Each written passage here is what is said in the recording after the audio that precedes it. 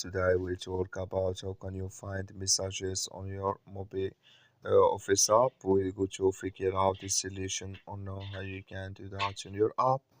So you just follow these ways, then it's going to work with you. All you have to do in verse, you just go here above this sign, click on it here. When you just click on it, so when you click here in this sign, it's going to take you to your profile. It's going to show for you like this. You go down here, then you click here on messages, you just click on it. So then you come to next step here, it's going to show for you like this. Then here you will find all messages you have on your here on your mobile office app. That's all you have to do to find your messages here. That's all I wish you I give it. So thank you for your watching. Don't forget to support us by like and subscribe.